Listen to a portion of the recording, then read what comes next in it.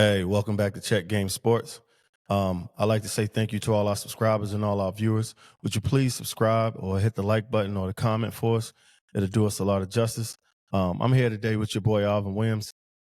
I'm here with Terrance Smith, another episode of Check Game Sports. And just to start off, man, I lost, the world lost, the NBA lost, the world of sports lost a legendary figure in Lenny Wilkens. Lenny Wilkens passed away at the age of 88.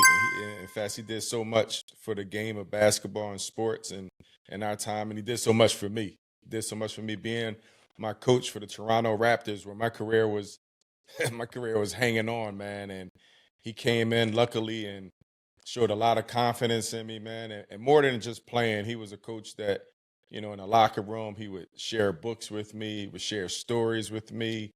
And he just embraced me as a player and as a human being, as a young man. So I like to really acknowledge Coach Wilkins, and I really would love to I wish I could have said it to him to his face, but how much I appreciate him, man, and how much I love him, and how thankful I am for him. So my condolences to his family and everyone close to Coach Wilkins. I love you, man. Same, I don't have a personal relationship with him like you did, but from where I sat, he did. He gave my cousin an opportunity. He gave you a chance. He trusted you.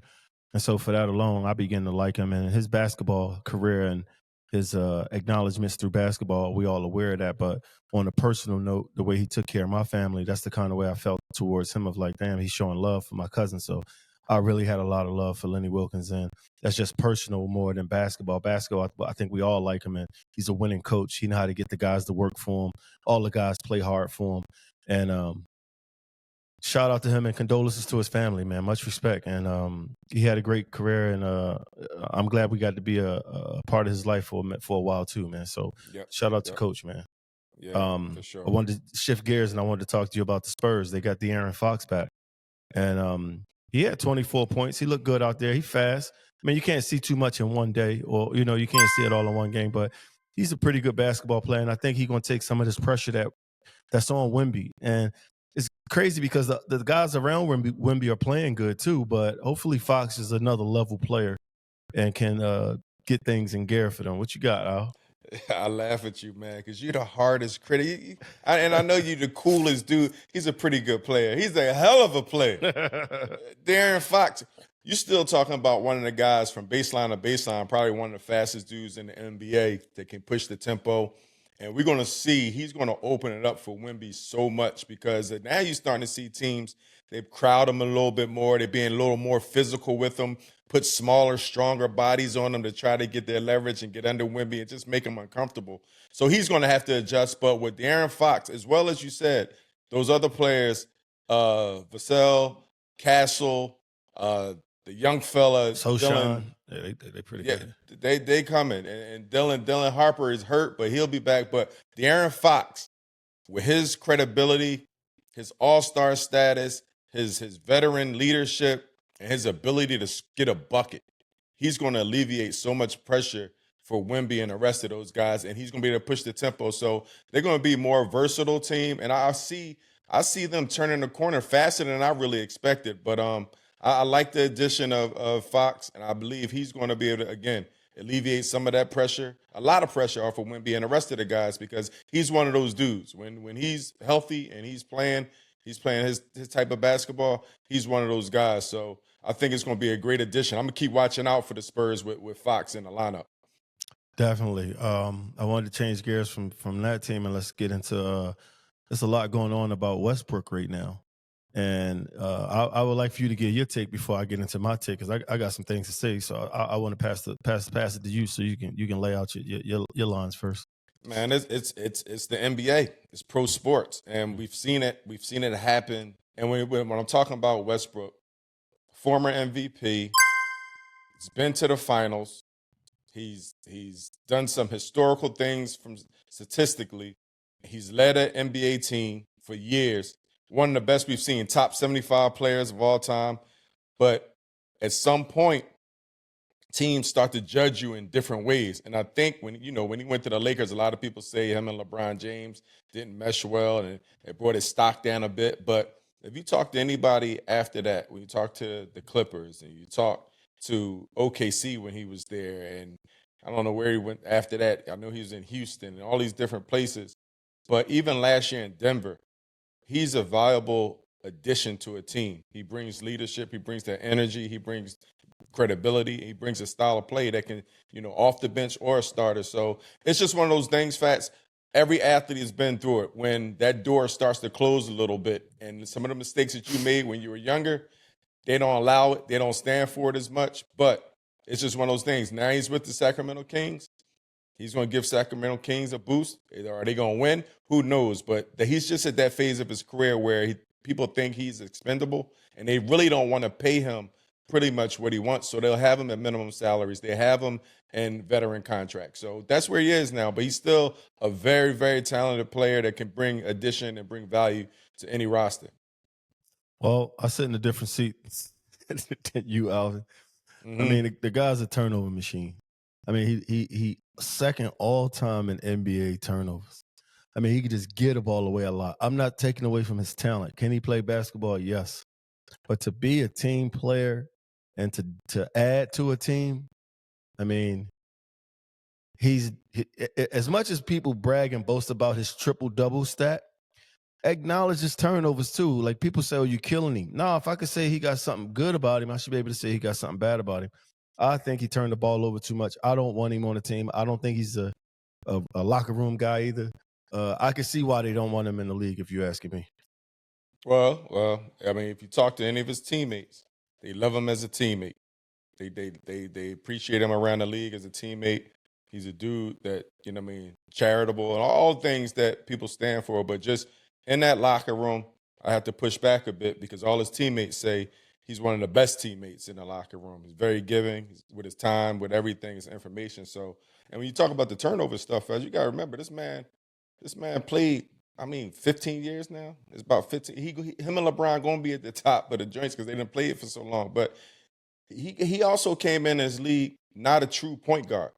And he plays with such a pace. And I'm not going to forgive him for the turnovers, but that's an aspect of it. But he's one of those players that you got to take. He was one of those few players that you got to take the good with the bad with him. That's how good his good was. It's like Allen Iverson.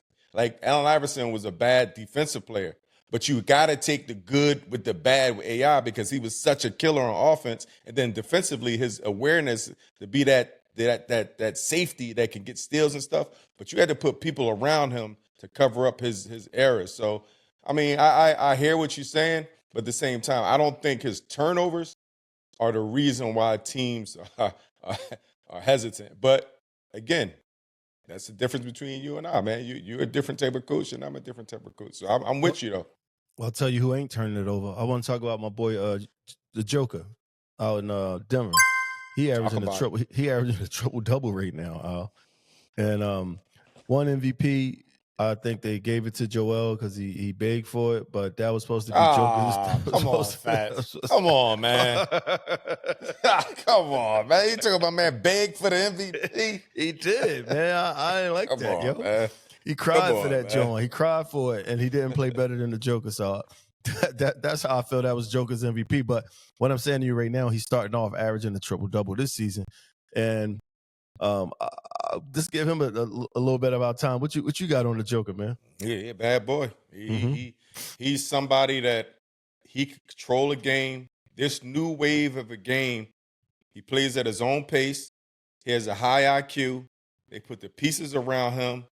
And he a bad boy, man. Like, he knows the game. He's a point guard out there. He's a power player. He's a finesse player. And he leads the charge. So to your point, we seen the triple doubles. We've seen all these things. He's not doing anything different. He's really not doing anything different. And it's different pieces on that team now where you can see people stepping up. I love what Aaron Gordon is doing. I love Aaron Gordon stepping up to the plate. And again, when Jamal Murray is healthy with that two-man combo with Jamal Murray and the Joker, it's just unstoppable because both of them can score, both of them get downhill, both of them can create, both of them can pass, facilitate. So, but I'm with you, man. I'm not going to say Joel big for no MVP, but he's one of them dudes that you can give an MVP to every single year. Right. That's what I'm saying about Joker. It is a good combo with him and Gordon. And you know what? Gordon seemed that he was supposed to be like a an individual top tier player, but when you learn how to play basketball and you learn your role, he seems like a top tier player playing backup to Joker. You get what I'm saying? Like he's not trying to be the leader, and he's still showing out like he's ahead of the bunch. And he's a real talented guy. I like him a lot. And if Murray stay happy, healthy, they're good. They traded Porter, so I don't know what that do, but the Joker, they 7-2, so I'm rooting for the Joker. I think he's gonna have a good year. We also wanted to get into injuries because you said the kid out here in Phoenix, Jalen Green. You know, he just got back on the court, and he wound up getting injured in the same game, and that was pretty frustrating. And you had some things you wanted to speak on about the health of the NBA. Yeah, man, it's a real thing. I think when you start looking at the way the NBA is and the game is being played, Jalen Green, he had a big time game coming back, right? Over 20 points worth of energy, finishing at the basket. Devin Booker, so he doesn't always have to be that scorer. Jalen Green could play on the ball, he could play pick and roll action. He did a good job for Houston last year. Just didn't have the great playoffs, and they had to go for their home run getting KD, so he was part of that trade. But to that point, Fats, I just think the way the game is played, you really got to evaluate how the training and how these players are preparing for the game because it's so fast. They're playing so fast. It's so much movement. It's so much movement offensively. Now, defensively, you got to keep up. And it's that pace.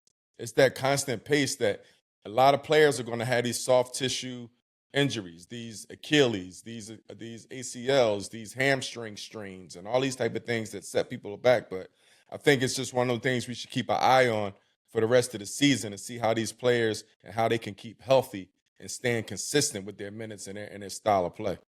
No, I dig that. And even when I was living with you up in Toronto and I got to watch front row of these games that you played in, the speed was really fast. And the Steph Curry or the Warriors effect, it wasn't invented yet.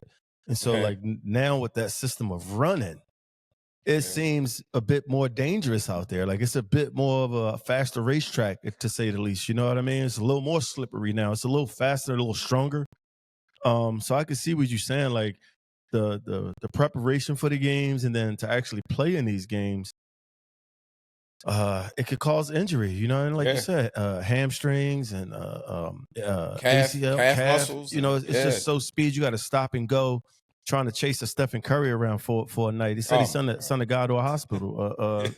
No, that's Dellavedova. I was there for that. So I'm just saying that pace, that speed, it has changed and it's dangerous. It's like a Indy 500 out there. They running. It is. In fact, they are running. Like, you know, back in the day, you get a ball to the best player. He isolate and everybody's standing around. One person may dive to clear out. Now, zoom, zing, zing, zing, everybody. So it's definitely a change in the game, and the body's going to have to change a bit as well. The training is too. I'm sure the training has, but it is. You see some of these. You see a lot of these injuries to these young players. Game time. Hey, if you have a minute to like or subscribe to our channel, that'd be much appreciated. Today in the Game Time segment, we wanted to talk about the crossover heard across the world. Now you one of those crossover guys yourself, Al. Like, you got a nice handle. You used to shaking. And Hunter, he happened to be from Philly. I don't know what section he's from, but he's from Philly. And I just want to know what you thought of the crossover. You had a crossover. Talk to me about the moment and what that must have been like for Mr. Hunter out there in Cleveland. Man, DeAndre, he showed us some things right there, didn't he? Had Josh Giddey out there on the island, little right to left, bit bop, right to left, then bang, left to right. Josh Giddey really got hit on the whole play, man. He got limped off the court, but that's a good feeling, man. We didn't seen him. We didn't seen Jamal Crawford. We didn't seen James Harden, and it's funny they're showing all of like the top crossovers, and that's coming down as one because I think the fact that he actually crumbled the ball, like that was a tough move by DeAndre. Somebody known for like just a solid offensive player, but a great defensive player, showed his handles that time. But you know, Fats, you coming from Philly, you got that. That's like you got a left hook. Boxing and basketball, you got to have a little bit bop in your game. So DeAndre, he showed that. That's what I'm saying. Like, being from Philly, like you even being from Philly, somehow the crossover is just it's like a bucket around in Philly. It's crazy when you can do that. And so I was happy he did it. Shout out to DeAndre Hunter. When he got drafted, the kids in my neighborhood called me and told me that he happened to attend my hood camp. So much respect and much shout out to him that he came. You know, he was, as a kid, he came to the hood camp and spent the week with us, which I wouldn't remember because he was a kid. But for him to make it to the NBA and to be on this stage right now doing his thing, and the crossover, I want to say it looked like mine because he did it with the left hand, right? You know what I mean? Like Yeah, he in and out and then put it back. So I wanted to say it looked a little like mine because I'm from Philly and I had, I had a little crossover at the time. I had a little crossover at the time too. And he finished it with a dunk, something that you would have done. So you know what I mean? So yeah. I was feeling that whole play, man. So shout out to him, man, and him being from Philly and the hair that he was at the camp at one time in his life. Much respect from Check Game to you. Keep playing hard, man. We rooting for you over here for sure. No doubt about it. Hey everybody, welcome to this segment of this day in sports. And today I wanna mention this day. You know what happened, Fats? Tell me, Al. Man, the fight of the year, 1996. I was a junior in college. I want to say I was a junior, 1996. Tyson and Evander Holyfield, their first fight, and it was labeled the fight of the year. But that was everybody anticipated that fight. Everybody wanted to see Tyson. Of course, he was the box office fighter name, and Evander Holyfield, a warrior, man. And Holyfield came away with that. Shocked a lot of people. Actually, he is a TKO in the 11th round. So shout out to Tyson and Holyfield giving us fans, boxing fans, something that we were dying for. And it was a good fight. And it led to their second fight. And remember that was the infamous, the ear biting. But the first fight was on this day, November 9th, 1996. I remember it clearly because he punched Tyson out. He punched him out really bad, and I was just impressed. I was impressed how he punched Tyson out, yo. You never seen nobody punch him out like that. Holyfield and Robin Givens, the only two people I know Mike Tyson scared of. I ain't lying to you. Yeah. Hey, Tyson, I ain't say that. I'll tell you what else happened this day in sports. November 9th, 1989. The Supersonics, they played the Bucks in a 5 overtime game. Score was 155-154. Your boy Terry Cummins was balling. The Supersonics had Dale Ellis, Xavier McDaniel. It was big time basketball, and I think that's the second longest game ever in history, in NBA history. In game segment where we check out Mel, man. Y'all know we check Mel like we check game. And so a fan sent in a text to us, a comment, and asked me, Fats, what's up with Paul George still not playing an NBA game? And for me, I know injuries are injuries, but if you're injured, be injured.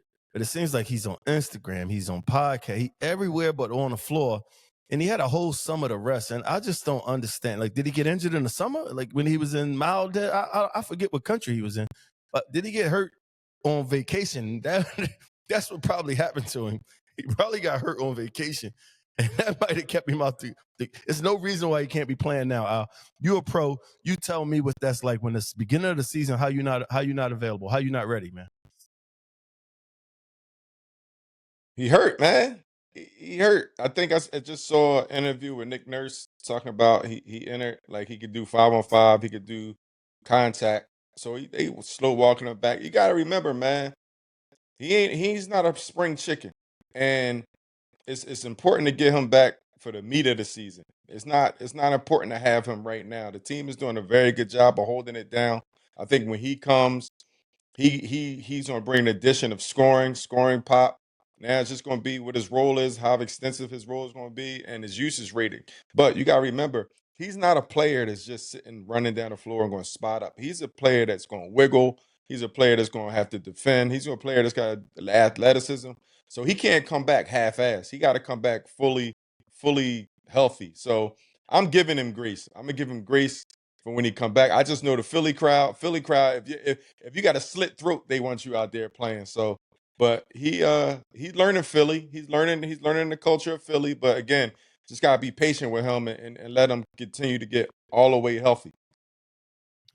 You got any mail you want to spit on? For endgame, for me, man, I want to acknowledge Jason Tatum. You talk about an injured player that's out right now. Can't really give everything to the Boston Celtics because of the Achilles injury. But I saw over the weekend, or not too long ago, he gifted North Carolina Central University the JT4s, his latest release of his sneakers by Nike, Jordan brand. And just want to give him a shout out, man. A lot of the a lot of the HBCUs and things like that, they're not funded like the big Power Five schools and all these other schools. So when you have a player and a person that can reach back and give back, man, I always got to give kudos to that person and acknowledging our people. So shout out to Jason Tatum, shout out to Jordan Brand, shout out to North Carolina Central. And I mean, and hopefully they put those sneaks to good use and get some wins in them joints. Yeah, hopefully. So that's a wrap for us at Check Game Sports. Please subscribe so we can get our weight up. And we thank y'all for all of your attention, any comments, anything y'all doing. And stay in touch with us at Check Game. Catch y'all soon next week. Thanks.